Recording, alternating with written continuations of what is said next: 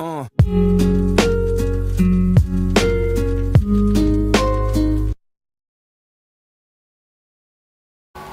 going on, guys? Welcome back to the channel. Hope you're good. I'm starting a new series, so bodybuilding / weight training, but with a limited amount of equipment.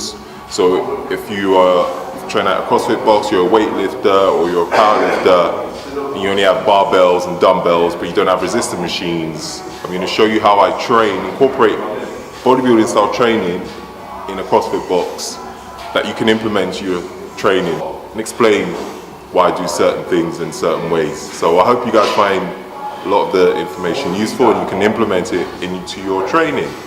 Let's go.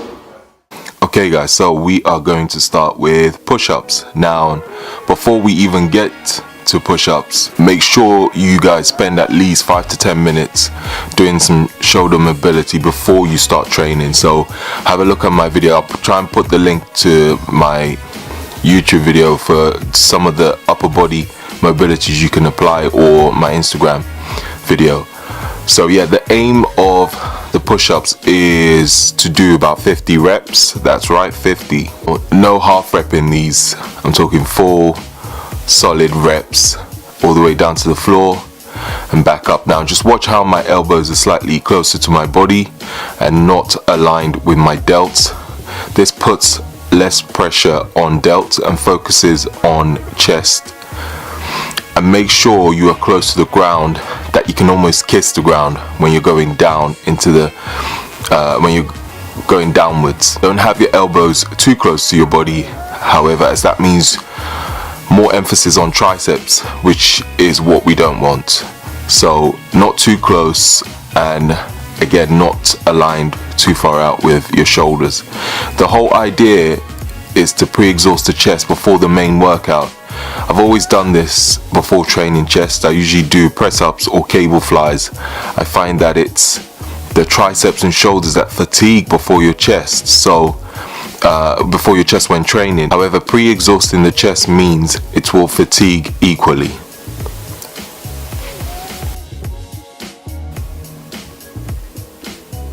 So we are now on to the bench press. Before we start benching, I want to emphasize that this workout is all about time under tension, no ego lifting, focus on tempo, and also focus on contracting the chest every single rep. Each set the tempo changes, so make sure you don't go too heavy on weight, as you will understand why when we get to the workouts. I'll write in the description box below the exercises, sets, rest, and also the tempo. So let's begin. So with the bench press, we will be aiming to do 4 sets on the bench press, and then we will be supersetting with dumbbell incline flies. So with the first set on the bench press, we will be doing 15 reps at a 2-second eccentric tempo. What that means is when bringing the bar down towards your chest, it will take you 2 seconds. So count it out loud if you need to, or count it in your head, 1, 2, and all the way back up, as you can see in the video. And then after 15 reps, we will be supersetting with dumbbell flies with a 2-second eccentric and a 1 to 2 second squeeze off the dumbbells at the top of the movement. Again, as you can see in the video, with the dumbbell flies, we will be doing 12 reps on all 4 sets. So you'll be supersetting every time you do a bench press. Every set you will superset with the dumbbell flies. And so we're back onto the second set on the bench, and we're aiming for a 3-second tempo. The second set of the bench press and the third set, we're aiming for 12 reps at a 3-second tempo. And again, watch how slowly I'm going with the bar on the eccentric, making sure to maintain tension on the chest.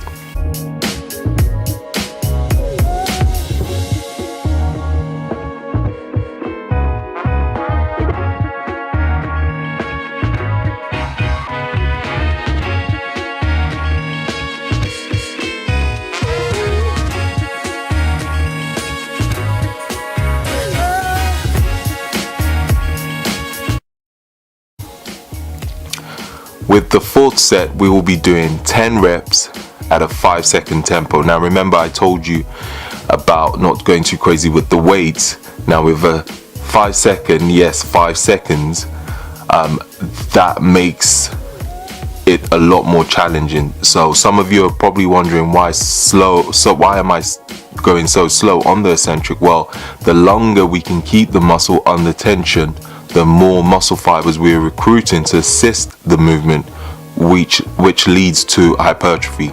Hence, the longer you can keep the muscle under tension, the better.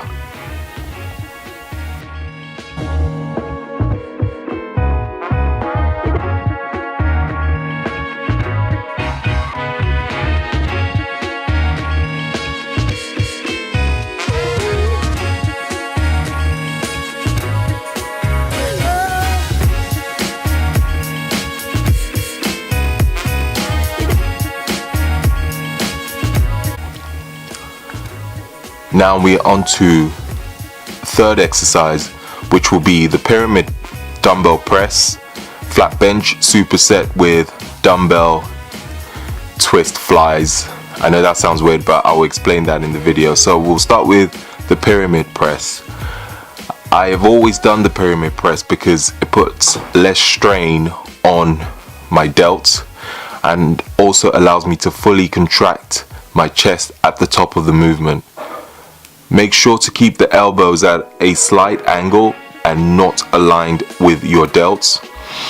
We are aiming for a 2-second eccentric and I would say 1 to 2 second hold at the top of the movement.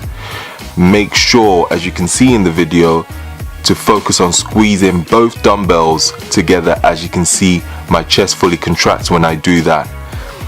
So when you come down and you go up again, squeeze the dumbbells for 2 seconds.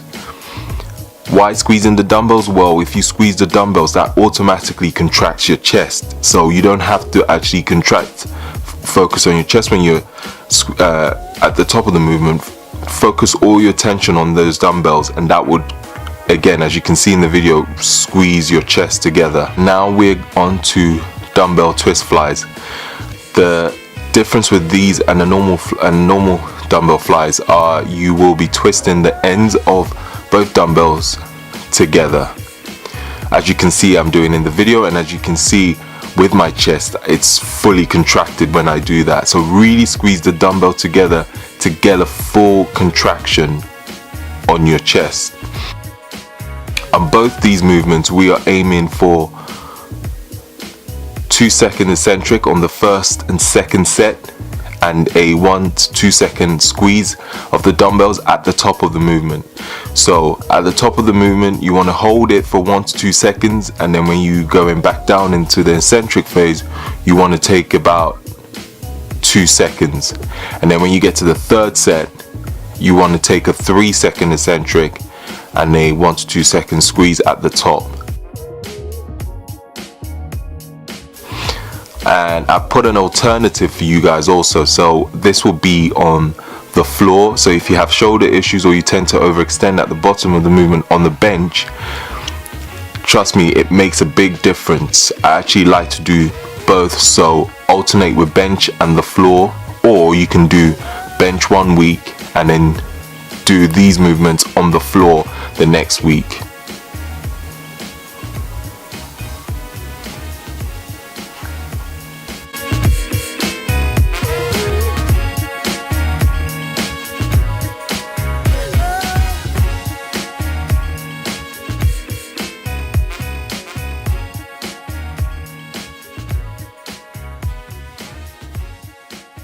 And the next exercise, we'll be doing ring press ups, supersetting with bench dumbbell close grip press. Now with the ring press ups, again, the same principles with normal press ups. Elbows, bring your elbows in close to the body but not too close. So, but you don't also want it to be too wide, so it shouldn't be aligned with your shoulders. Aiming for a 2-second eccentric and push back up as quick as you can. These are tough but really good for also working on stability, so expect it to feel strange at first, and you will probably shake a little bit when you start doing this, but you will get used to it eventually. And also, to make it slightly more difficult, I have given you a second version, which is feet elevated with a bench, or you can use a box. If you don't have rings where you train, putting 2 benches or 2 boxes close together does the trick. It won't be as hard as using rings, but still better than nothing. And then we'll be on to supersetting with closed grip dumbbell press. Now this is another one where some of you might not know how it works, but I'm going to explain to you what to do. So hold the dumbbells, as you can see in the video, close together over your chest, elbows close at all times. So now this one, you're going to have your elbows really close to your body when you bring the weight dumbbells down. Again, we're going to aim for 2-second eccentric. Hold for about a second at the top of the movement. Remember, just like the dumbbell pyramid press, rather than trying to squeeze your chest at the top of the movement, squeeze the dumbbell together as hard as you can. Like I always say, squeeze the hell out of it like it owes you money, literally. Aim for about 3 sets on both the press ups on the rings and the dumbbell close grip press. Keep the rest pretty short, so I will aim for 40-second rest.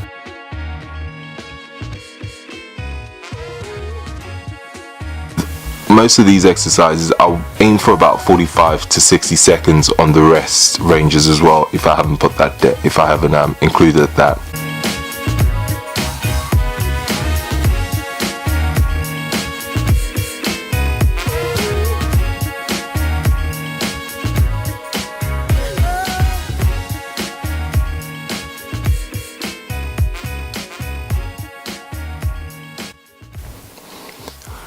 On the 5th and final workout, we're going to do some decline push-ups. I know what you guys are thinking, this dude loves push-ups. And yes, I do. This time we'll be finishing with, again, a decline push-up on a 30-inch box. So we're aiming for 50 push-ups again. However, we'll be breaking it down by 5 sets times 10 reps. Few things. Keep the rest short between each set, so about 20 seconds, no more. And also, like I said in the first push-up, make sure you can almost kiss the floor. But if, like me, your chest is twice the size, towards the end of a workout, make sure your chest touches the floor, because that's more likely to touch the floor before your face gets anywhere near the floor. So with the first set, we're aiming for 2-second eccentric, so 1, 2 down and push up. The second set, we're aiming for 3-second eccentric. The third set, we're aiming for 4-second eccentric, so 1, 2, 3, 4, push up as quick as you can. The fourth one, we're aiming for 5 seconds, and then on the 5th and final one, we're aiming to go as quick as you can.